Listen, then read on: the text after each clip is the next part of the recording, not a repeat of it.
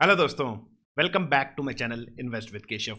आज के इस वीडियो में डिटेल रिव्यू करने वाले हैं दो म्यूचुअल फंड स्कीम्स का। तो एक है हमारी मोतीलाल ओसवाल का मिड कैप फंड और दूसरा होगा हमारा एचडीएफसी मिड कैप फंड। इन दोनों स्कीम का एक डिटेल कंपैरिजन करेंगे कि किस स्कीम के अंदर आपको पैसा इन्वेस्ट करना चाहिए और किस स्कीम के अंदर पैसा नहीं इन्वेस्ट करना चाहिए, या फिर बेस्ड ऑन बहुत बार ऐसा होता है कि लोग रिटर्न्स के बेसिस पे अक्सर लोग पैसा लगाया करते हैं या किसी उसके दोस्त ने पैसा लगा लिया होता है स्कीम के अंदर, तो भी उसकी रिकमेंडेशन पे लोग पैसा लगा लेते हैं। आज मैं आपको दोनों स्कीम्स के बारे में डेटा पॉइंट्स दूंगा कि क्या क्या चीज़ें किस स्कीम की अच्छी हैं, किस स्कीम की बेकार है, और अल्टीमेटली आप एक डिसीजन बना पाएंगे और अपना भी डिसीजन एक तरीके से अपना भी एक व्यू दूंगा कि मेरे को क्या लगता है कि कौन सी स्कीम दोनों में से अच्छी है। तो इसलिए वीडियो को अंत तक देखिए, चैनल को जरूर सब्सक्राइब कर लीजिएगा ताकि आपको इस तरह के इंपॉर्टेंट वीडियोस टाइमली मिलते रहें। तो मिड कैप स्कीम के अंदर अगर आप ओवरऑल इस स्केप को समझेंगे, बेसिकली इस यूनिवर्स को समझेंगे, तो मिड कैप के अंदर दो तरीके की चीजें हैं जो मैंडेट है कि आपको मिड कैप कंपनीज के अंदर ही इन्वेस्ट करना होता है। और मिड कैप कंपनीज वो कंपनीज होती हैं, जैसे ही आप मार्केट कैपिटलाइजेशन के बेस पे कंपनी को डिवाइड करते हैं 0 से 500, तो 101 से लेकर जो 250 वाली कंपनी होती है, 150 कंपनी का जो स्पेक्ट्रम है, ये बेसिकली मिड कैप कंपनीज को रिप्रेजेंट करता है। और इन्हीं के अंदर आपको 65% पैसा किसी भी मिड कैप म्यूचुअल फंड को इन्हीं 150 कंपनीज के अंदर इन्वेस्ट करना होता है। तो मतलब दोनों ही फंड्स का अगर आप 65% कंट्रीब्यूशन देखेंगे तो इसी मिड कैप स्पेस के अंदर होगा। अब उसके अलावा बाकी में कुछ में स्मॉल कैप ज्यादा हो सकता है, आप लार्ज कैप ले सकते हैं, लेकिन मेजर जो 65% पैसा होगा ओवरऑल 100 रुपए में से, वो इसी के अराउंड होने वाला है। तो अभी वो आपको स्क्रीन पे लेके चलता हूं और डिटेल कंपैरिजन करूंगा पोर्टफोलियो के लेवल पे भी, कौन से फंड के अंदर कौन से स्टॉक्स हैं। तो वीडियो को अंत तक जरूर देखिएगा। तो चलते हैं स्क्रीन के ऊपर। यहां पर मैं इसके लिए टिकर टेप यूज करता हूं, और जैसा आपको पता है कि हम जो भी म्यूचुअल फंड का रिव्यू करते हैं उसमें हम जनरली टिकर टेप ही यूज करते हैं, क्योंकि मैं अपने पर्सनल इन्वेस्टिंग के लिए इसको यूज करता हूं, ये कोई पेड प्रमोशन नहीं है। अब सबसे पहले मैंने टिकर टेप के अंदर यहां पर मिड कैप फंड सेलेक्ट किया। अब देखिए मेरे सामने सारे मिड कैप फंड्स यहां मेरे साथ सामने आ गए हैं। अब इसमें से आज हम जो कंपैरिजन करने वाले हैं वो एचडीएफसी मिड कैप और Motilal Oswal mid cap fund. तो काफी ज्यादा फेमस होता था ये मोतीलाल ओसवाल का मिड कैप फंड। एचडीएफसी का भी फेमस है, बट इसका थोड़ा चर्चा पीछे ज्यादा थी। एज ऑफ नाउ अगर आप एयूएम के कंपैरिजन में देखोगे तो एचडीएफसी मिड कैप का जो एयूएम है वो मोतीलाल ओसवाल से ज्यादा है, ऑलमोस्ट डबल से भी ज्यादा है। तो 83,000 करोड़ आपके एचडीएफसी मिड कैप में मैनेज हो रहे हैं, और मोतीलाल ओसवाल मिड कैप के अंदर 33,000 करोड़ मैनेज हो रहे हैं। अब पहले एक बार रिटर्न्स के बेसिस पे देख लेते हैं। अगर आप रिटर्न्स देखेंगे तो 3 ईयर का सीएजीआर इसका 27% है और मोतीलाल ओसवाल मिड कैप का 30% है। तो मोतीलाल ओसवाल का एक तरीके से आउट परफॉर्मेंस है इन टर्म्स ऑफ रिटर्न, अगर 3 साल का देखते हैं।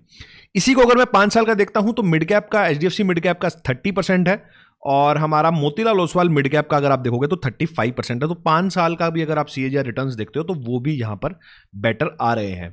अब यहां पर रिस्क को अगर देखें, अगर मैक्सिमम ड्रॉडाउन देखेंगे तो मैक्सिमम ड्रॉडाउन के केस में एचडीएफसी मिड कैप ज्यादा है, इसका 39% का ड्रॉडाउन आया है। और अगर आप मोतीलाल ओसवाल का ड्रॉडाउन देखेंगे तो 37% है, तो 2% का यहां पे फर्क है। तो लेकिन अगर आप मैं ओवरऑल रिस्क एडजस्टेड रिटर्न को अगर देखूंगा तो इसने 37% के ड्रॉडाउन पे मेरे को 35% का सीएजीआर दिया है, अगर मैं 5 साल का यहां पर होराइजन लेके चला हूं, और इसने मेरे को 39% के ड्रॉडाउन पे सिर्फ 30% का रिटर्न दिया है। तो in comparison to risk adjusted return अगर हम देखते हैं तो मोतीलाल ओसवाल यहां पर क्लियर विनर नजर आ रहा है इन टर्म्स ऑफ रिटर्न, और रिटर्न्स के साथ साथ रिस्क एडजस्टेड रिटर्न का मेरे को कम ड्रॉडाउन पे ज्यादा पैसा बना के मोतीलाल ओसवाल ने दिया है। अब मैं इनका थोड़ा सा डिटेल कंपैरिजन करता हूं आपके सामने, और यहां पर आपके सामने ये मैंने इसका परफॉर्मेंस खोला है। तो एचडीएफसी मिड कैप फंड है, इसका जो एनओवी है एज ऑन डेट जब मैं वीडियो बना रहा हूं तो 210 रुपए चल रहा है। और अब इसका सीधा आ जाता हूं मैं इसके पोर्टफोलियो के ऊपर कि किस तरीके के स्टॉक्स आज की डेट में इसके अंदर है, और वहीं से हमें थोड़ा बहुत समझ में आएगा कि आउट परफॉर्मेंस अगर हो रही है, अंडर परफॉर्मेंस हो रही है, तो किस बेसिस पे हो रही है। तो सेक्टर वाइज के अंदर इसके अंदर हम देखते हैं। अगर आप देखोगे तो आज की डेट में जो सबसे ज्यादा पैसा इसका लगा हुआ है वो बेसिकली ऑटो पार्ट्स के अंदर लगा हुआ है, लगभग 11% के आसपास, जो कि धीरे धीरे पिछले 2-3 क्वार्टर्स में 10.79 हो गया था, उसके बाद अब बढ़ता हुआ नजर आ रहा है।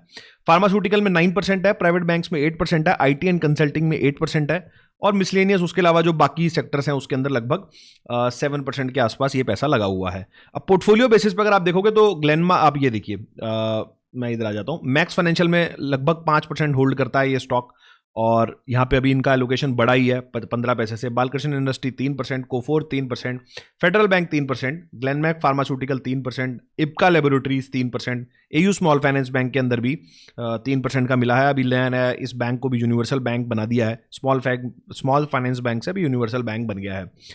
और उसके अलावा आप देखोगे तो हिंदुस्तान पेट्रोलियम ये लगभग 2%, इंडियन बैंक 2%, फोर्टिस हेल्थकेयर 2%। तो इस तरीके का पोर्टफोलियो है लार्जली। अगर आप देखोगे तो ये दो तीन जो सेक्टर्स हैं, auto parts, pharma, private bank और कंसल्टिंग, ये लगभग 40-45% के आसपास कंट्रीब्यूट इस फंड के अंदर कर रहे हैं। अब सीधा आपको दूसरे फंड के ऊपर लेके चलता हूं, जो है मोतीलाल का मिड कैप फंड। और जैसा मैंने अभी आपको दिखाया था कि आउट परफॉर्मेंस में भी इस फंड ने जो परफॉर्मेंस है वो थोड़ी बेटर करी है, और रिटर्न्स में भी, और कहीं ना कहीं अगर आप देखेंगे तो रिस्क रजिस्ट्री मतलब कम ड्रॉडाउन के साथ आपको ज्यादा परफॉर्मेंस बना के दी है। तो इसके एसेट एलोकेशन में अगर आप देखोगे तो आईटी सर्विसेज जो है वो 21% है, और अगर आप एचडीएफसी में देखोगे तो आईटी सर्विसेज सिर्फ 8% है, विच इज 3x जंप। मतलब आईटी सर्विसेज में यहाँ पे लगभग 22% पैसा डला हुआ है और वहां सिर्फ 8% है। रियलिटी के अंदर जो कि इसके अंदर मेरे को रियलिटी के अंदर कुछ मेजर पैसा नहीं दिखा है, मिसलेनियस में होगा थोड़ा बहुत, बट बहुत ज़्यादा पैसा नहीं है। लेकिन मोतीलाल के अंदर, रियलिटी के अंदर कुछ 9-9.5% के आसपास पैसा है। केबल्स के अंदर 9% है। होम इलेक्ट्रॉनिक्स एंड एम्प्लाइजेज के आसपास भी इसमें 9% के आसपास में पैसा डला हुआ है। तो आप बाकी अगर मैं आपको दिखाऊं यहाँ पर टेलीकॉम के अंदर पैसा इन्होंने कम किया है। अगर आप देखोगे तो जून 2024 में 10% के आसपास था, और जून 2025 में ये 4% किया है। काफ़ी मेजर यहाँ पर इन्होंने इस स्टेक को कम किया है।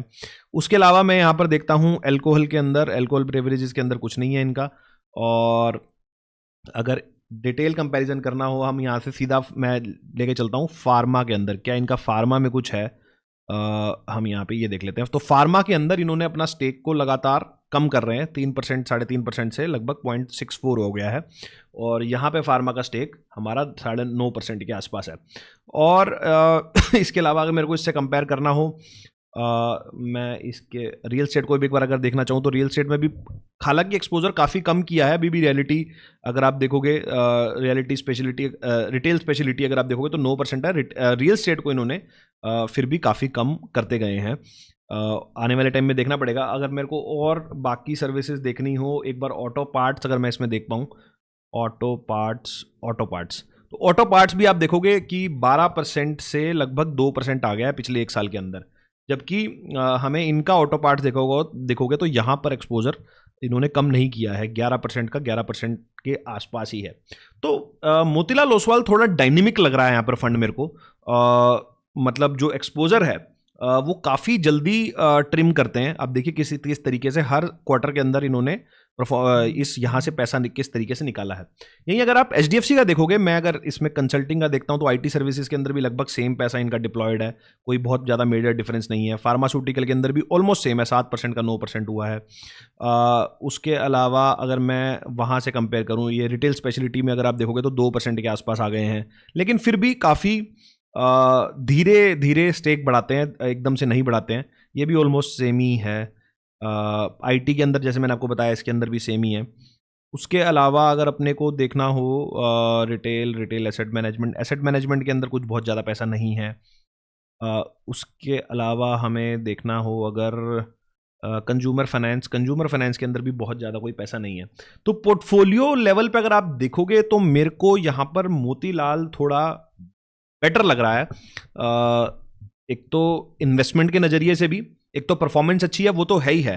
लेकिन कि जिस तरीके से ट्रिम डाउन करते हैं अपने इस स्टेक को, मतलब जैसे ही इनको लगता है कि कोई सेक्टर के अंदर कुछ दिक्कत आने वाली है या कोई भी इनको इश्यूज आने स्टार्ट होते दिखते हैं, तो इमीडिएटली किस तरीके से आप देखो ये हर क्वार्टर ऑन क्वार्टर अपना परफॉर्मेंस देखो 12 से लगातार ऑटो पार्ट्स में किस तरीके से कम करते गए ये। तो बहुत जल्दी आई थिंक वेटेज मतलब चेंज हो जाते हैं मार्केट के साथ, जो कि ये एचडीएफसी मिड कैप मेरे को इतना चेंज होता दिखाई नहीं देता। ये ऑलमोस्ट सेम ही रखता है अपना पोर्टफोलियो, बहुत ज़्यादा चर्निंग नहीं करता है। क्योंकि आप मिड कैप जैसे स्पेस के अंदर हैं और चीज़ें बहुत जल्दी से चेंज होती हैं, तो आई थिंक इस तरीके की फ्लेक्सिबिलिटी होना बहुत ज़्यादा ज़रूरी है।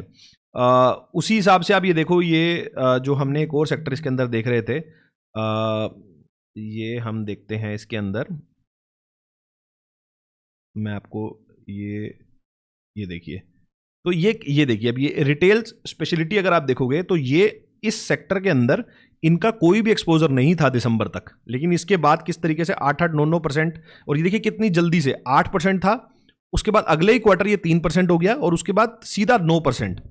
तो आप देखो कितना ज्यादा आप एक तरीके से मतलब एडजस्ट कर रहे हो विद द मार्केट, कि मार्केट जिस हिसाब से चेंज होता है उस हिसाब से फंड भी बहुत जल्दी से चेंज हो रहा है। हालांकि इसमें कॉस्टिंग्स आपकी ज़्यादा लगती होंगी, लेकिन फिर भी मुझे ऐसा लगता है कि मिड कैप और स्मॉल कैप के अंदर अगर आप काम कर रहे हो तो इस तरीके की फ्लेक्सिबिलिटी होना बहुत ज़्यादा जरूरी है, जो कि इस HDFC में मेरे को थोड़ा कम दिखाई देता है। तो ओवरऑल इस पर्सपेक्टिव से मेरे को थोड़ा बेटर लगता है ये फंड HDFC का मिड कैप, सॉरी ये मोतीलाल का mid cap in comparison to HDFC का मिड कैप फंड। उसके अलावा मैं आपको एक ग्राफ दिखाता हूं, आप देखिए ग्राफ। मैं एक ग्राफ के अंदर थोड़ा सा आपको कंपैरिजन दिखाऊंगा तो आपको थोड़ा सा और क्लियर होगा। तो ये दोनों मैंने ग्राफ लगाए हैं 2020 से भी पहले के 2019 से।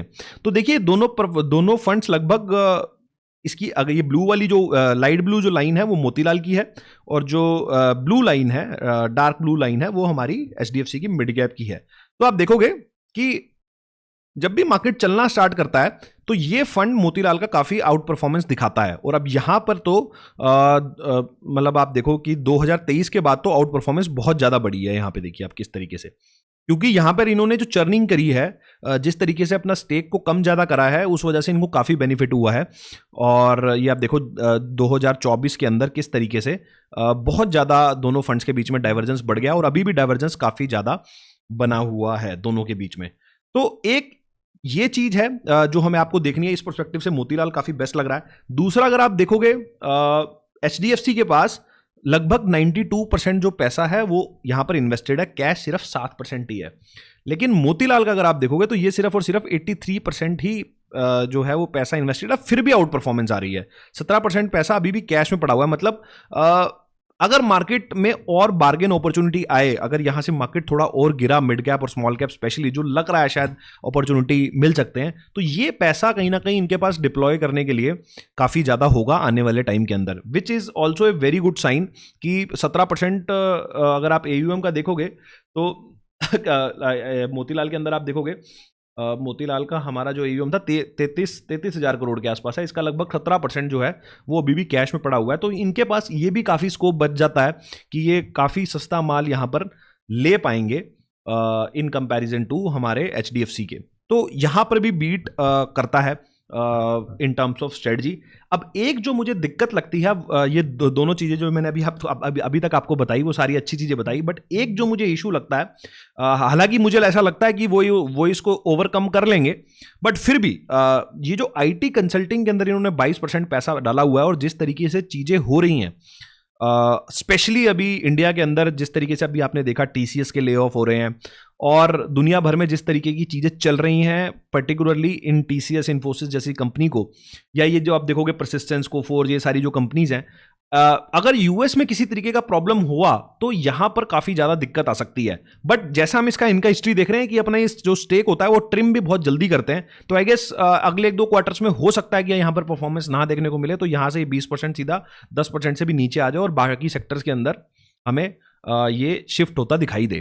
तो दोनों में से अगर मैं फंड को अगर देखूं तो परफॉर्मेंस के बेस पे, पोर्टफोलियो कंस्ट्रक्शन के बेस पे, ऑलमोस्ट 5 में से अगर 4 चीजें देखें तो मोतीलाल ओसवाल का मिड कैप क्लियर विनर नजर आता है। सिर्फ एक ही मेरे को थोड़ा सा यहाँ पर कंसर्निंग विषय लग रहा है, वो है इसका IT के अंदर एक्सपोजर।